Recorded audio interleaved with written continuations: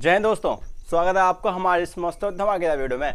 आज आपके लिए लेकर आए क्लास 12 केमिस्ट्री के चैप्टर 10 से मोस्ट इम्पोर्टेंट टॉपिक आरएक्स का वर्गीकरण। हेलो एल्किन, हेलो एरिन, हमारे चैप्टर नंबर 10 है केमिस्ट्री का।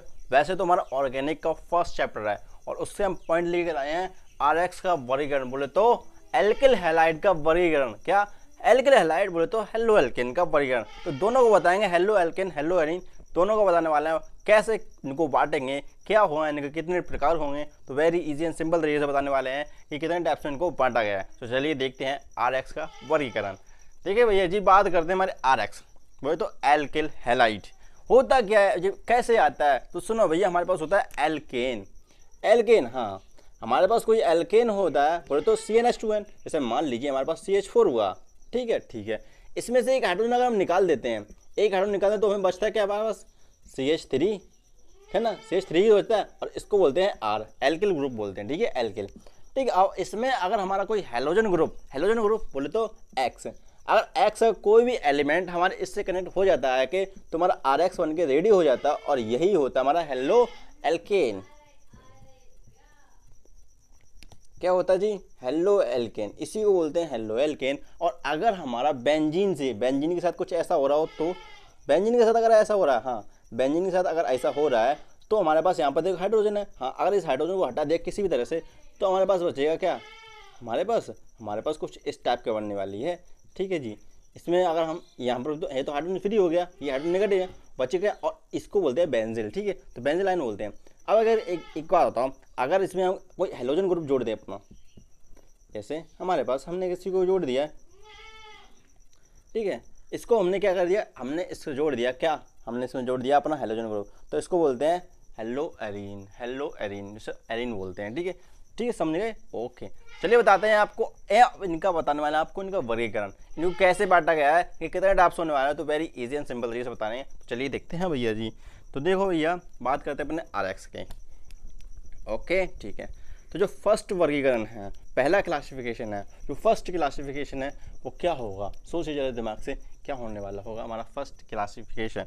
तो हमारा जो फर्स्ट क्लासिफिकेशन है इसका, वो है हमारा किसके, हेलोजन परमाणु की संख्या के आधार पर। मतलब हेलोजन परमाणु, हाँ, संख्या के आधार पर। मतलब क्या कहना चाहते हो भैया, हेलोजन समझ रहे, हेलोजन परमाणु संख्या मतलब जो हमारे एक्स है ना, एक्स जो हमारे RX है, RX में ये हमारा हेलो एल्केन हुआ। हाँ, तो इसमें जो X की संख्या है, इसकी नंबर कितनी है, अगर X हमारी 1 हो तो क्या होगा, X बराबर 2 हो तो क्या होगा, X बराबर 3 हो तो क्या होगा, और X बराबर 4 हो तो क्या होगा, और X बराबर 4 से ज़्यादा हो तो क्या होने वाला होगा। तो ठीक है, तो ये इनका नेम क्या होगा, इन हेलो एल्केन्स का क्या नेम होने वाला होगा, एल्किल हैलाइड का क्या नेम होने वाला, ये हेलोजन परमाणु की संख्या के आधार पर होने वाला है। ठीक है, हमारा सेकंड जो वर्गीकरण है वो कार्बन की प्रकृति के आधार पर, या फिर बोल लीजिए आप किसके, कार्बन के संकट के आधार पर, कार्बन के संकरण के आधार पर। संकरण वो तो हाइब्रिडाइजेशन, कार्बन के हाइब्रिडाइजेशन कैसे निकालते, किसी भी एलिमेंट का, मतलब किसी भी कंपाउंड में किसी एलिमेंट का हम निकाल लें, किसी भी जगह निकालना है, एटम को निकालना है, संकरण। तो संकरण कैसे निकालते हैं, उसमें होता है संकट का आधार, संकट का जो हाइब्रिडाइजेशन का जो फॉर्मूला होता है वो होता है H is equal to number of sigma bond plus lone pair. बस इतना करना होता है अगर हाइब्रिडाइजेशन किसी का भी निकालना हो। अभी निकालेंगे, दिखाएंगे कि कैसे निकालते हैं, हाइब्रिडाइजेशन क्या होता है। ठीक है, तो एक चीज़ याद रखना, जो हाइब्रिडाइजेशन संकरण निकालते हैं वो निकालते हैं number of sigma bond plus lone pair. ठीक है, तो कार्बन के संकरण के आधार पर भी हमारे 2 टाइप के बटे हैं, वैसे तो बटे 3 टाइप के हैं, तो आपको हम बताने वाले हैं 2 टाइप के। कैसे हमारा, अगर कार्बन का संकरण हमारा sp3 हो, अगर कार्बन का संकरण हमारा sp2 हो, और अगर कार्बन का संकरण हमारा sp हो, तो इनके बेस पर भी हमारा कार्बन के संकरण के आधार पर भी हमारे हेलो एल्केन का जो वर्गीकरण क्या है वो बताने वाले हैं। तो कैसे होगा, तो sp3 जैसे हमारा सिंपली सब के हो, जैसे हमारे पास हो CH3Cl, हाँ, तो क्या मतलब है, कहने का क्या मतलब है, देखो ये कार्बन जुड़ा है हमारे सब सिंगल बॉन्ड से, 1 2 3 4 सिग्मा बॉन्ड हमारे जितने भी सिंगल बॉन्ड होते हैं सब के सब सिंगल बॉन्ड हमारा जब एक बॉन्ड बन रहा हो तो हमारा सिग्मा होता है, 2 बॉन्ड बन रहा हो तो उसमें एक सिग्मा प्लस एक पाई होता है, ठीक है, एक सिग्मा एक पाई। और अगर हमारे पास ट्रिपल बॉन्ड हो रहे हैं, ट्रिपल बॉन्ड, तो इसमें हमारे 2 पाई और एक सिग्मा होता है, तो मतलब इसमें एक सिग्मा है, ठीक है। तो यहाँ पर सब में कितना है, सिंगल बॉन्ड हो रहा है, तो इसका मतलब क्या है हमारा कि इसमें सिग्मा बॉन्ड कितनी है, हाइब्रिडाइजेशन निकालो तो हाइब्रिडाइजेशन इसमें हमारे 4 सिग्मा बॉन्ड है, सिग्मा बॉन्ड और प्लस हमारे लोन पे तो है नहीं, तो 0 मतलब हाइब्रिडाइजेशन कितना है 4, तो इसका मतलब हुआ संकट sp3।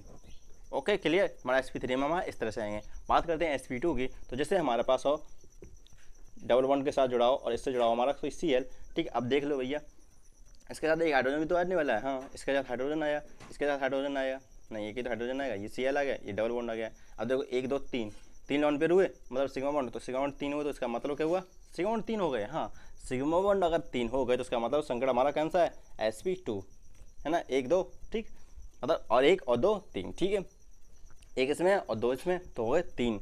बात करते हैं हमारे sp की, जब हमारा ट्रिपल बॉन्ड हो कार्बन कार्बन के बीच और हमारे इससे कोई rx जुड़ा हो, कोई x जुड़ा हो, तो हमारा क्या होगा, तो वो भी बताएंगे वेरी इजी एंड सिंपल तरीके से।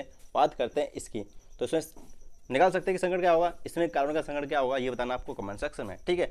तो संकट समझ में आ गया, जो हाइब्रिडाइजेशन था वो क्या था, समझ में आ गया, क्लियर था। जब हमारा सिग्मा बॉन्ड, जब हमारा हाइब्रिडाइजेशन निकाल दिए गए थे, number of sigma bond plus hybridization निकालने का मतलब है sigma bond lone pair, number of sigma bond, ठीक है, इनके नंबर सिग्मा बॉन्ड कितने हैं प्लस उसमें लोन पेयर कितने हैं, लोन पेयर तो हमारे थे नहीं इसमें, कार्बन है, ठीक है। तो हमने कार्बन के संकट के आधार पर हमारे डिवाइड किया और हमने किया हाइड्रोजन परमाणु की संख्या के आधार पर, तो वेरी इजी एंड सिंपल तरीके से बताएंगे। चलिए देखते हैं भैया जी, ओके ठीक है। तो चलो भैया जी स्टार्ट करते हैं अपना हाइड्रोजन परमाणु की संख्या के आधार पर क्लासिफिकेशन। अच्छा जी, हाँ स्टार्ट करते हैं कि हाइड्रोजन परमाणु की क्लासिफिकेशन। अच्छा कैसे करेंगे, तो सुनो आरएक्स जानते हैं, आरएक्स, हाँ आरएक्स में जो हमारे एक्स है ना, एक्स, इसकी कितनी संख्या होगी तो उसको क्या बोलेंगे, तो वो होता है हाइड्रोजन परमाणु की संख्या के आधार पर क्लासिफिकेशन। ओके चलो बनाते हैं इसका थोड़ा सा माइंड मैप, और माइंड मैप में आपको बता देंगे एकदम क्लियर कर देंगे कि क्या कितने प्रकार के होने वाले होंगे। पहला होता है हमारा मोनोहैलाइड, याद रखना मोनोहैलाइड, ठीक है जी, मोनोहैलाइड, क्लियर, ठीक है। सेकंड है हमारा डाईहैलाइड, अभी सिर्फ आप नाम सुनिए, अभी नाम की, नाम के पहचानिए कि नाम क्या होता है, dihalide. And the third is trihalide, क्या है जी, ट्राईहैलाइड, हाँ। And the fourth is tetrahalide, क्या जी, टेट्राहैलाइड, हाँ। And fifth is polyhalide, clear, okay clear. हमारे सिंपली हाइड्रोजन परमाणु की संख्या के आधार पर जो हमारा क्लासिफिकेशन आरएक्स का है वो कुछ इस तरह से होने वाला है। पहला हमारा मोनोहैलाइड, दूसरा डाईहैलाइड, तीसरा ट्राईहैलाइड, थर्ड और फोर्थ टेट्राहैलाइड एंड फिफ्थ पॉलीहैलाइड। अब सिंपली ये होते क्या है, किस टाइप के हैं, तो सुनो भैया, मोनोहैलाइड हमारा वो होता है जिसमें हाइड्रोजन परमाणु की संख्या 1 होती है, जहां पर हमारा हाइड्रोजन परमाणु संख्या 1 मिलती है वो मोनोहैलाइड कहलाते हैं। अगर आपको डेफिनेशन लिखनी है तो बता देना कमेंट सेक्शन में, टेलीग्राम चैनल पर ज्वाइन हो जाना, बता देना, वहां पर नोट्स मिल जाएंगे, ओके। और टेलीग्राम चैनल हमारा पीसीएम बाय मोनो, ओके।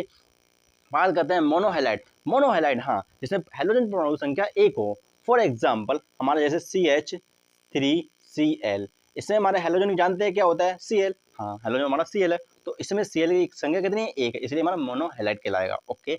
बात करते हैं डाईहैलाइड की, जहां पर हमारी हाइड्रोजन परमाणु की संख्या 2 हो, डाई बोले तो 2, ठीक है, और यहाँ पर हाइड्रोजन परमाणु संख्या 2 हो तो इसको बोलते हैं dihalide, for example CH2Cl2, clear, okay.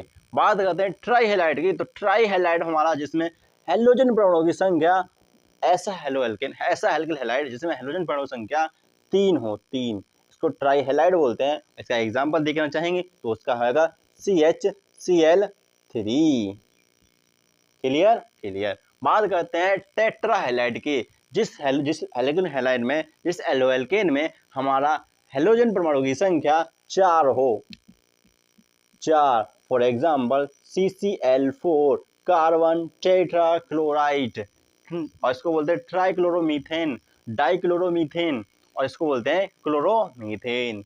Simple है भैया, समझ रहे ना, हाँ। और ये टेट्रा हैलाइड जिसमें कार्बन हेलोजन परमाणु संख्या 4 होती है उसको बोलते हैं टेट्रा हैलाइड। सिंपल है, ठीक है। और इसका यूज होता है हमारे फायर, कहीं आग लग जाती है तो इतने बड़े बड़े सिलेंडर रखे होते हैं ना, उसमें इनका यूज होता है सिंपल तरीके से। ओके, बात करते हैं पॉलीहैलाइड। तो यहाँ पर होता है जहां पर हमारी हेलोजन परमाणु की संख्या 4 से अधिक हो जाए उसको पॉलीहैलाइड बोलते हैं। एग्जाम्पल के लिए हमारा है CFC, क्लोरोफ्लोरोक्लोराइड, ठीक है। इसका आप स्ट्रक्चर देखेंगे तो आपको इसमें हेलोजन परमाणु की संख्या 4 से अधिक मिलने वाली है, ठीक है। अब इसमें इंटरेस्टिंग सा पॉइंट बताने वाले हैं कि डाईहैलाइड जो है, डाईहैलाइड ये हमारा 3 टाइप का है। डाईहैलाइड 3 टाइप का है, हाँ जी। ये देखो भैया कुछ इस टाइप का 3 टाइप का हमारा डाईहैलाइड होने वाला है। पहला है हमारा जेमिनल, क्या है जी, जेमिनल, जेमिनल, हाँ जी। दूसरा है हमारा बिसिनल, क्या है जी, बिसिनल, हाँ। दूसरा है हमारा बिसिनल।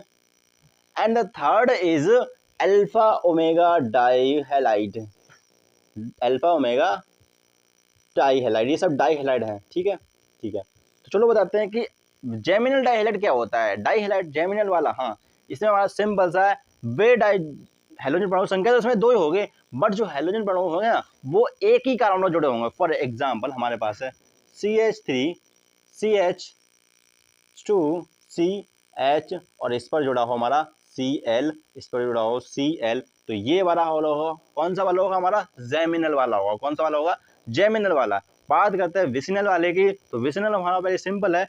जब हमारा जैसे इसी वाले कंपाउंड ले लीजिए तो CH3 CH और यहाँ पर भी CH2, तो इसमें हमारा क्या होता है कि जो हेलोजन परमाणु होते हैं वो लगातार कार्बन के पीछे होते हैं, लगातार कार्बन। जैसे इस पर अगर हमारा हेलोजन परमाणु है, इससे हमारा जुड़ा हुआ है हेलोजन परमाणु, तो इस वाले से होगा हमारा हेलोजन परमाणु जुड़ा हुआ होगा, ठीक है।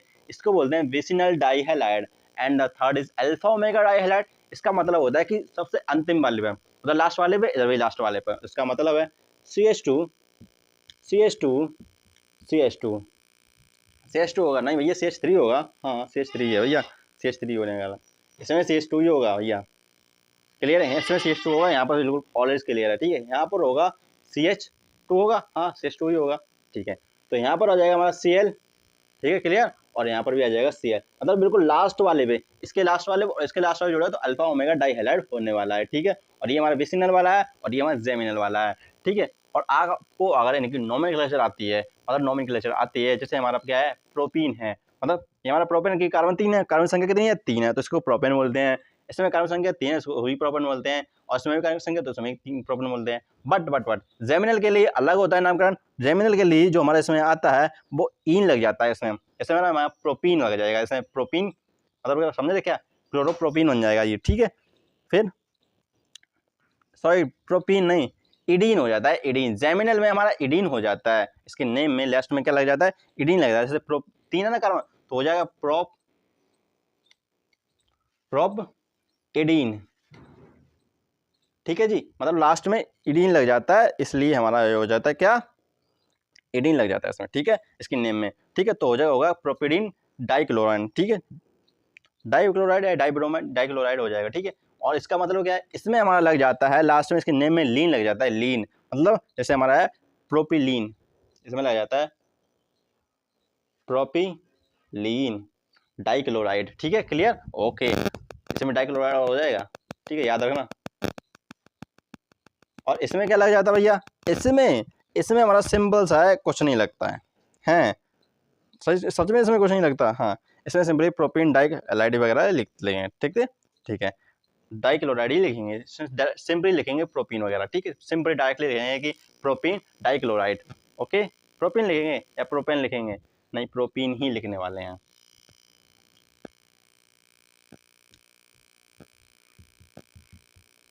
क्लियर हुआ भैया कि हेलोजन परमाणु की संख्या के आधार पर हमारे जो हेलोजन परमाणु की जो हमारे हेलो एल्केन का जो वर्गीकरण होने वाला है वो कुछ इस तरह से होता है, ठीक है, ठीक है, समझ गए, ठीक है। इसमें हमारे हेलोजन परमाणु संख्या 1 होते तो मोनोहैलाइड बोलते हैं। जिसमें हमारे हेलोजन परमाणु संख्या 2 हो उसको डाईहैलाइड बोलते हैं।